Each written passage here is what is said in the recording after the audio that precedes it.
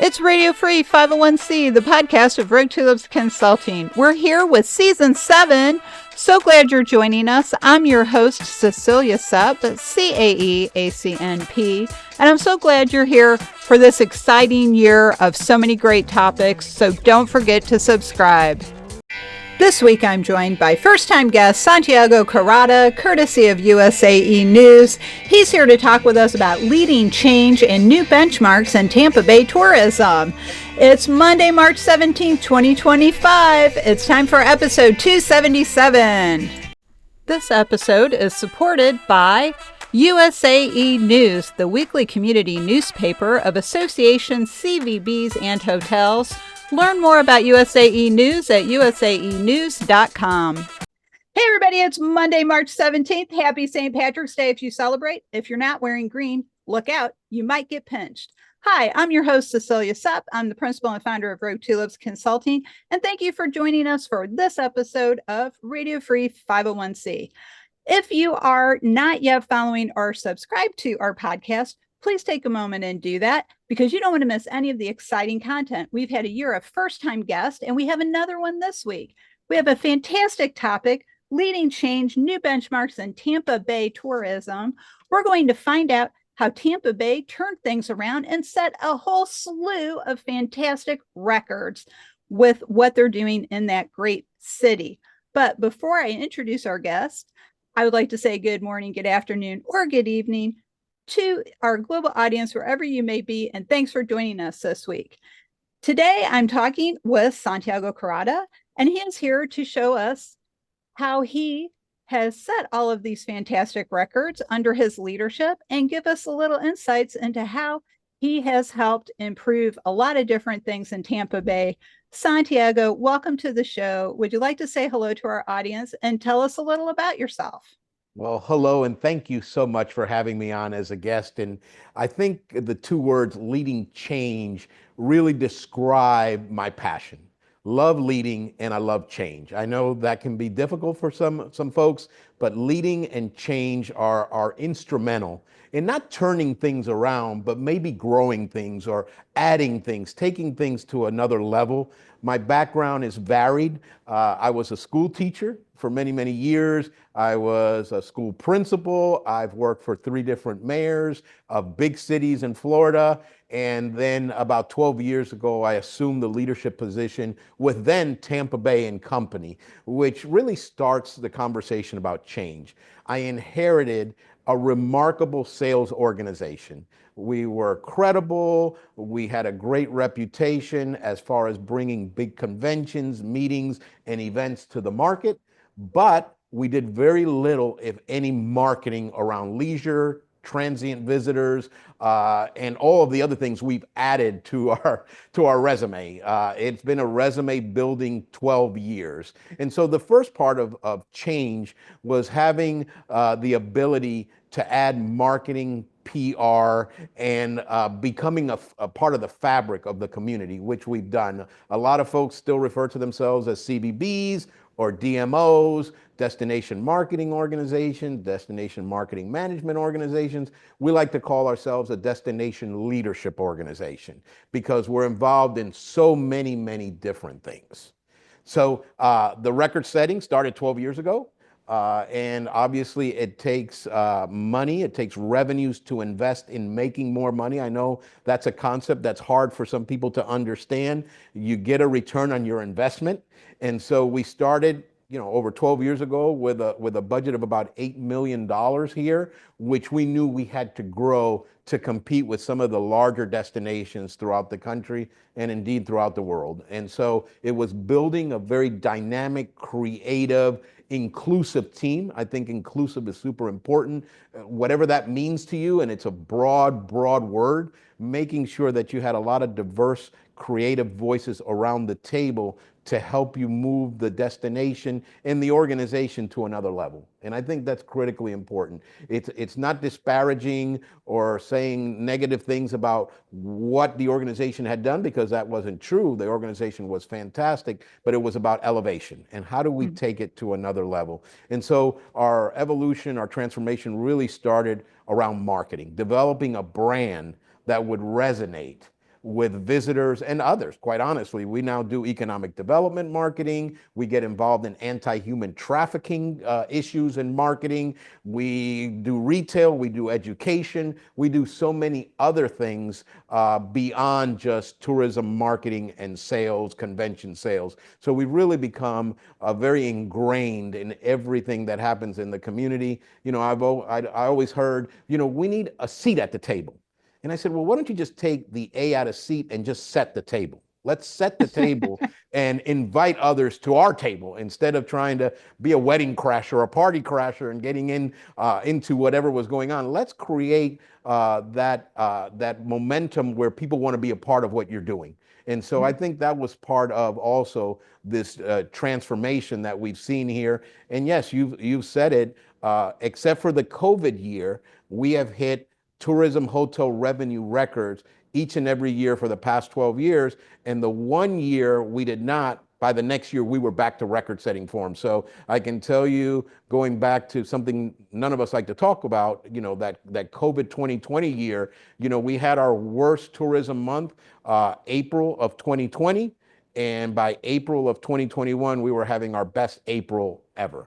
So, and that's around marketing and sales and being creative and innovative. We have so many innovative marketing initiatives here on top of, just great sales and hustle. I mean, this is a destination where you really have to work. It's working on that name appeal, that name recognition.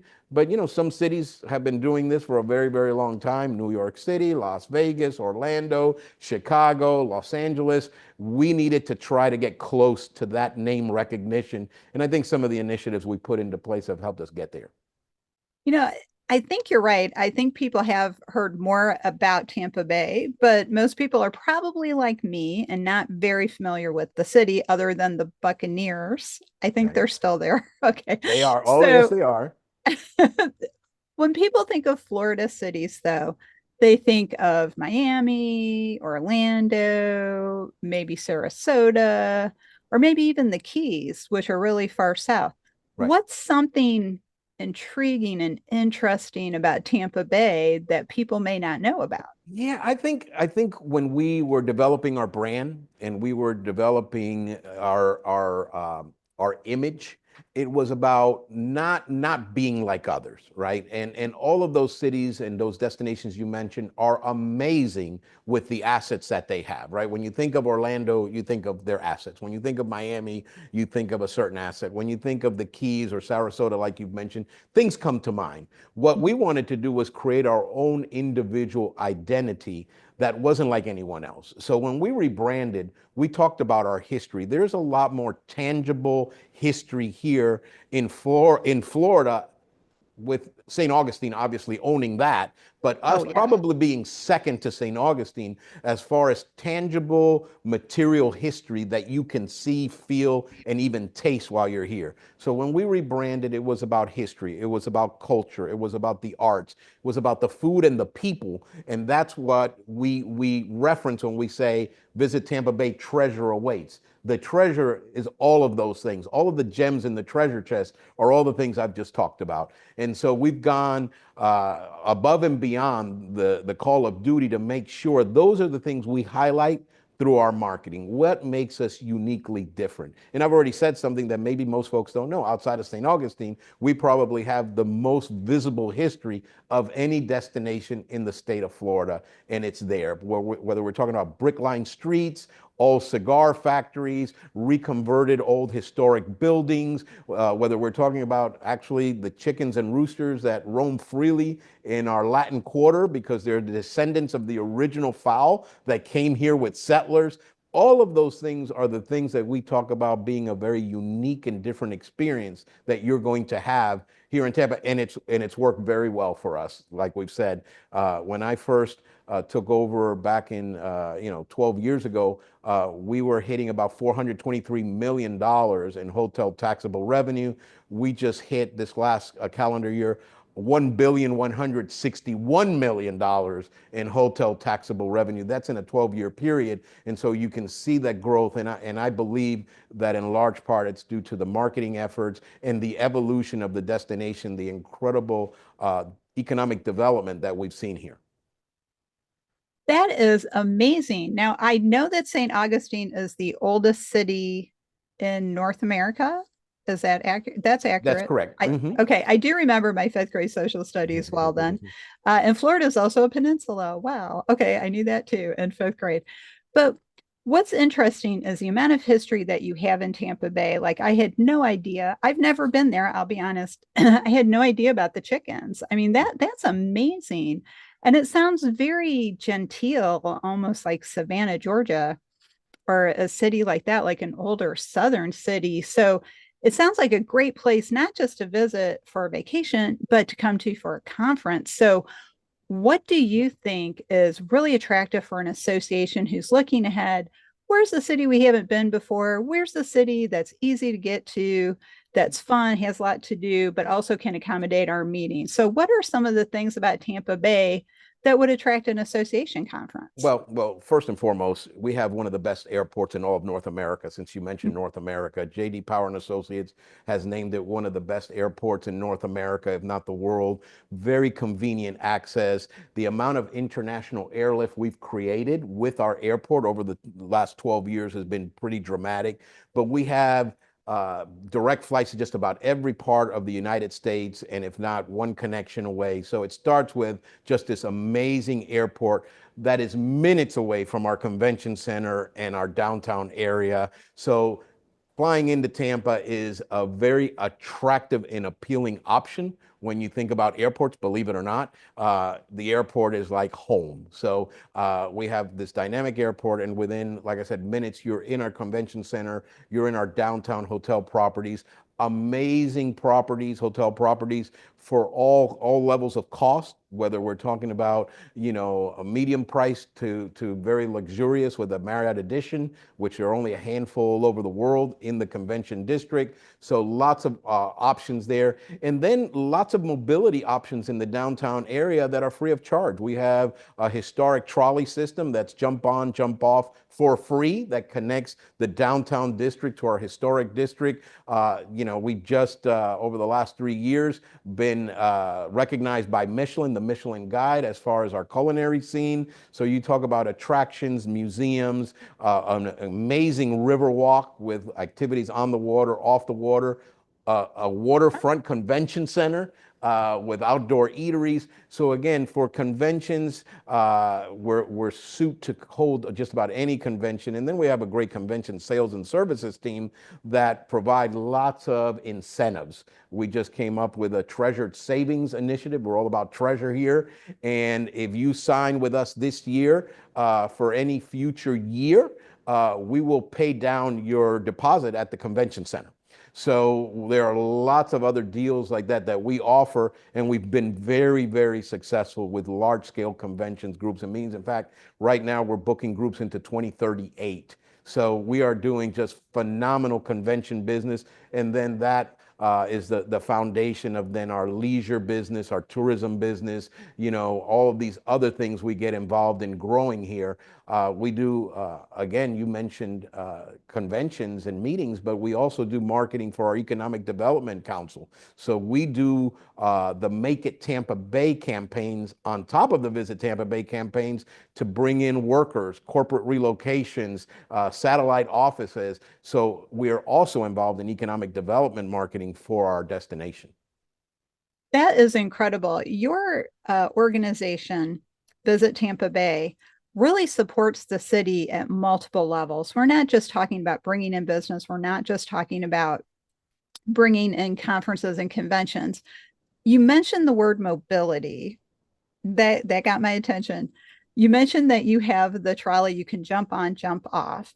What about accessibility issues? And the reason I'm asking this is because last year I broke my leg Mm. and I couldn't walk for many months. And I went to a conference in Cleveland, Ohio, in a wheelchair.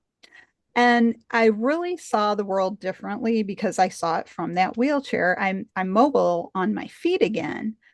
But there was a time I was trying to just roll myself down the street in my wheelchair and I got stuck in a crack. And if it weren't for these two nice guys named Georgie and William, I'd probably still be stuck in that crack because they came along and said, "Hey, can we push you down the street?" So what options do you have? Like if you can't hop on and hop off the trolley, do you have other options for people who maybe they Well, need a cane, maybe they need a cart or a wheelchair or maybe even a walker? yeah, I'm so glad you brought that up because when I mention inclusivity, Mhm. it means even individuals that may have some obstacles to travel.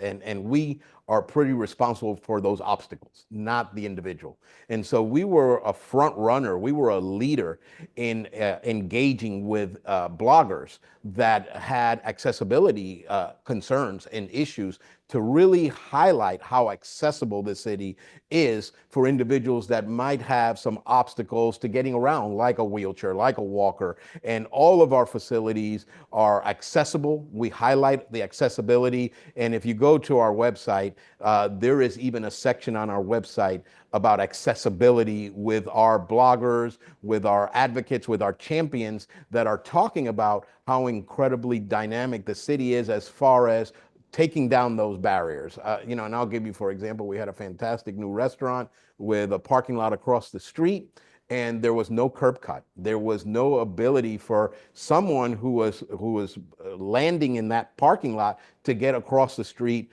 to this restaurant, this fantastic restaurant.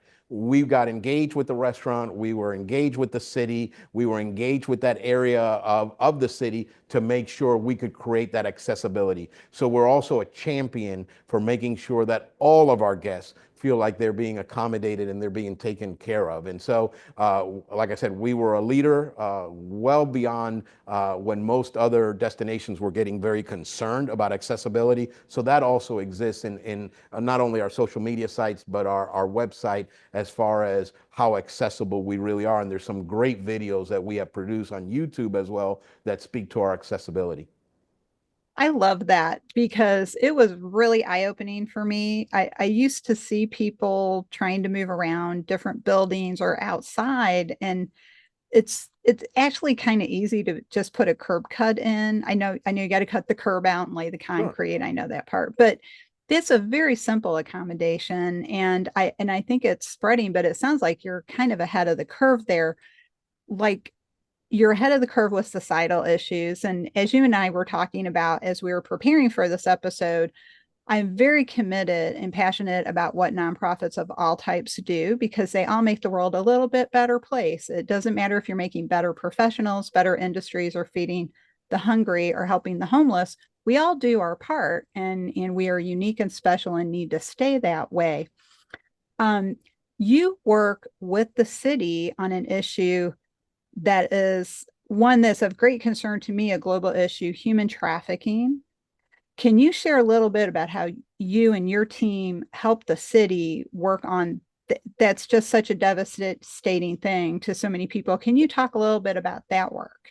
Yeah, absolutely. And it was with our county. We reside in Hillsborough County. We have three cities within Hillsborough County: city of Tampa, the city of Temple Terrace, the city of Plant City, and we host major events here that some people believe could lend themselves to human trafficking. And we've had five Super Bowls here. We've had major conventions, and so the county, recognizing that the state of Florida has an issue with human trafficking, and indeed this area, this region may also have an issue with human trafficking, really wanted to activate the social agencies that deal with human trafficking, the providers, the victims, and to get the word out that if you see some semblance of any type of human trafficking, and it doesn't have to be around sex, it could be about labor, it could be anything that you reported. So the county created the Commission on Human Trafficking,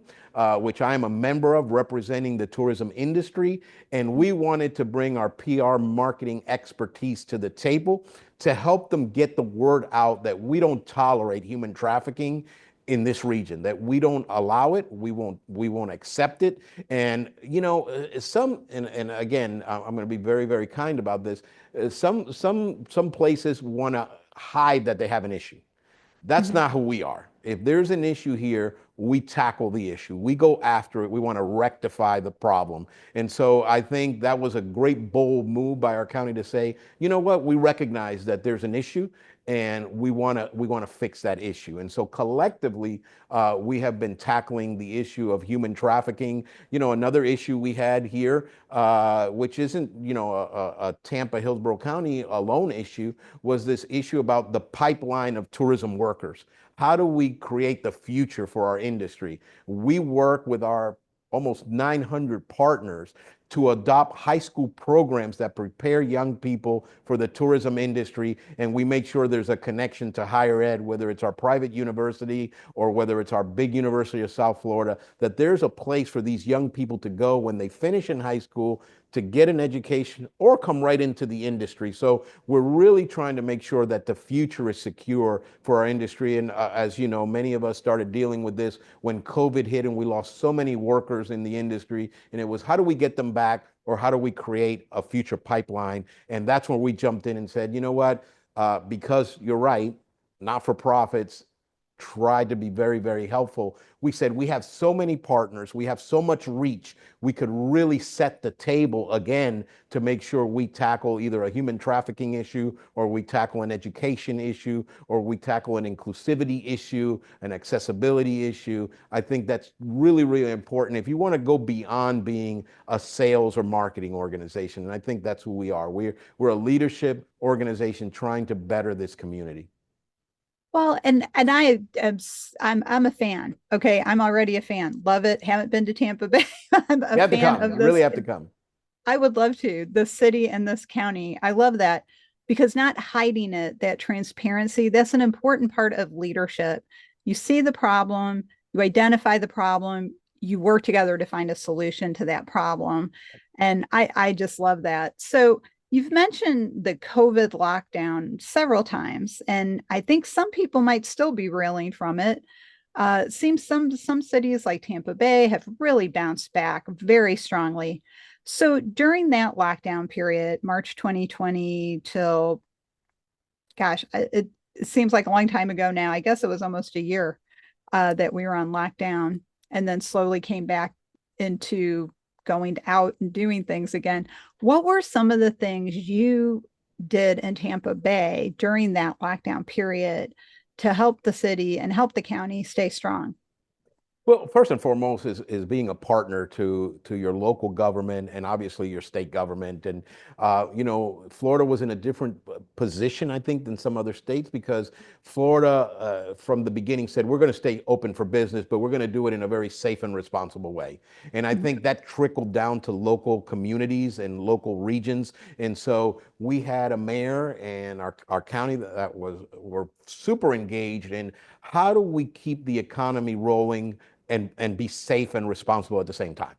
So we saw initiatives like having, converting on-street parking to eateries and having tables outdoors with the spacing. And we saw other cities do that, but we really started doing that very, very quickly. We also started talking about social distancing for conventions and putting in the safeguards to be able to host conventions. We were hosting conventions even during COVID with a lot of safety precautions in place. And I think that's one of the reasons why we bounced back so quickly, because we kept a semblance of normal in a very abnormal time. And it was because of the work we did with our local governments, with the state, making sure that we were following the safety protocols, but we were going forward, that we weren't going to hide or be tentative. We were going to be decisive. And I think that's really, really important. And that's been part of the formula here in Tampa Hillsborough County. This is a very decisive place. It's smart.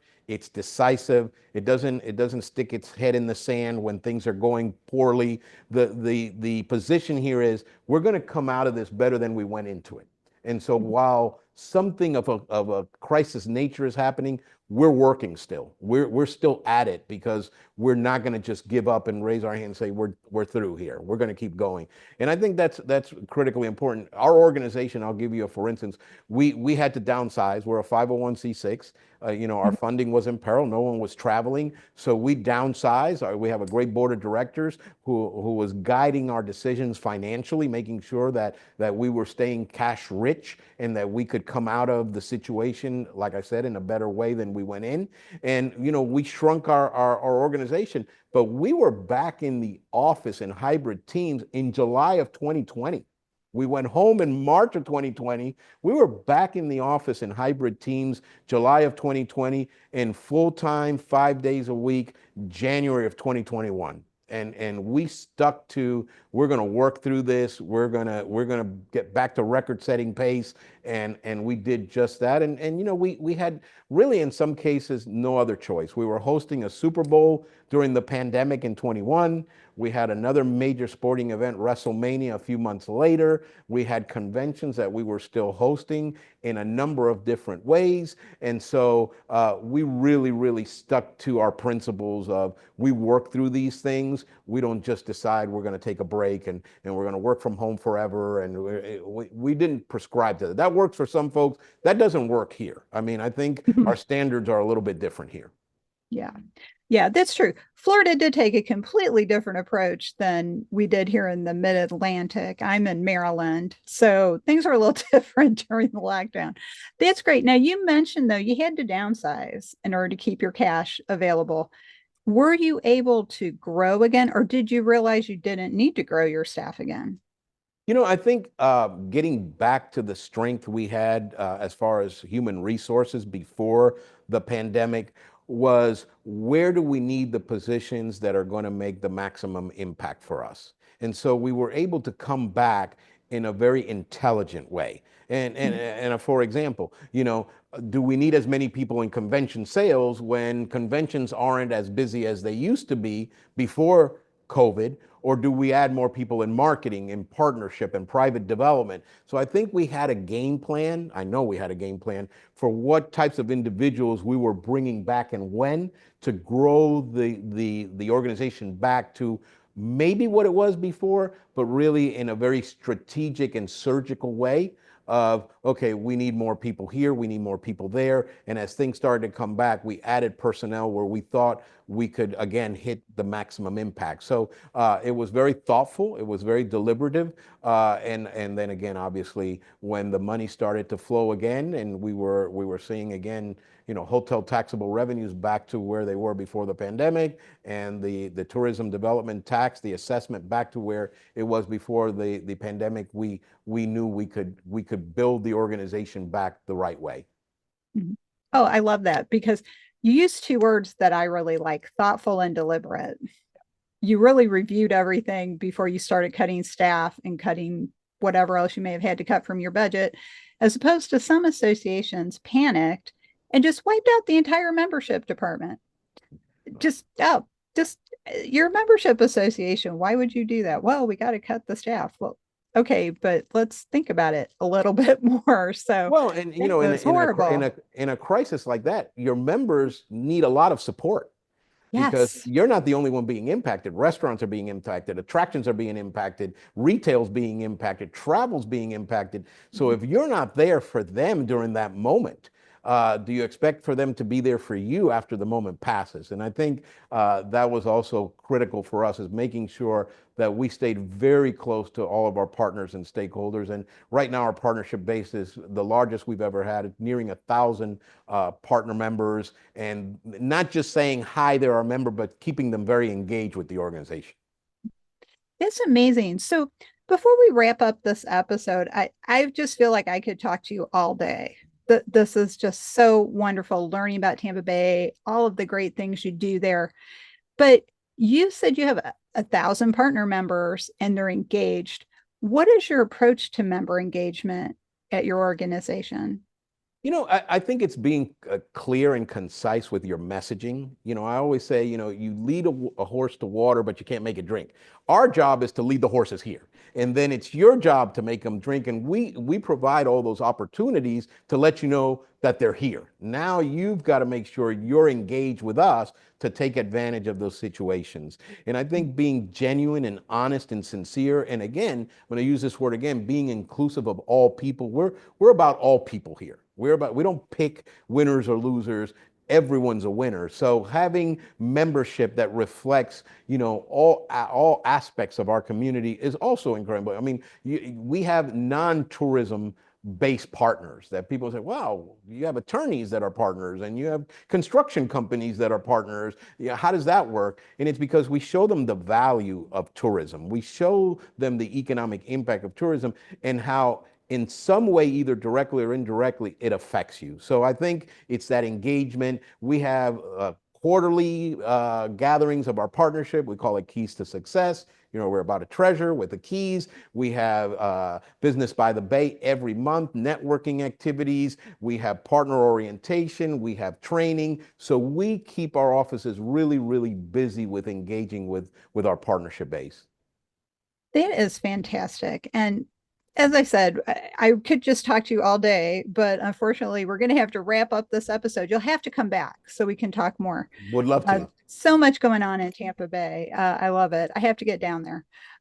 So, the husband and I are considering a vacation later this year. So maybe that's the place to go. You will not regret it. You will not regret it. So often we hear we had no idea for first-time visitors. Repeaters, they know what they're doing. But for first-time guests, conventions, had no idea. Can't wait to come back. Oh my gosh. Okay. Well, I can't wait to visit for the first time. I'll be a first-time visitor to your city, like you're a first-time guest on my podcast. It'd be great. You owe it to us. Now you owe it to us. I do. You're right. I owe you. So I must come to Tampa Bay now. I don't have a choice. This has been great. Well, Santiago, I do look forward to having you back. But before we sign off for this episode, I always like to ask my guests, what's the one thought you would like the audience to take away today? And how could they get in touch with you if they'd like to learn more about Visit Tampa Bay? Well, I would say if you're a destination leadership organization, really get engaged with your community. And it's about being a leader. It's being about leading change, bringing people into the fold. We have a saying around here, we want all the camel's noses under the tent, and that is true. So I would say, number one, become a part of the community, be a part of the fabric of that community, be ingrained in the community. And of course, you can reach out to us on visittampabay.com, all of our social media channels, whether it's Instagram, YouTube, X, Facebook, we're there. And also, if you want to reach out directly to me, Corrada at visittampabay.com. We'd love to share our success and the ingredients to that success with anyone who wishes to connect with us.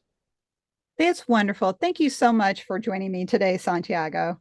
Thank you. Thank you so much. Well, we have to go rogue for now, but we'll be back next time with another exciting episode. So don't forget to subscribe or follow us if you haven't already. If you'd like to learn more about Rogue Tulips Consulting and how we can help your organization bloom outside the box, check out our website, roguetulips.com. You might want to order a copy of my new book, Association Chapter Systems, From Frustrating to Fruitful, available only on Amazon.com via Broken Column Press. If you're looking for ethics education or CAE education, check out our education page. And of course, find this episode of our podcast and all our other podcast episodes on the podcast page. Read Going Rogue, our blog, to find out just what the heck's on my mind this week. So thanks for joining us. And on behalf of Santiago and myself, we'll see you next time. We want to thank USAE News for supporting this episode. Thanks, USAE News. That's it for this week. I hope you really loved this episode as much as I did. Thanks for listening. Learn more about how our experience and knowledge at Rogue Tulips can give your organization the strategic edge to reach its goals. Check out our website at roguetulips.com. We'd love to talk with you and see how we can work together. Thanks.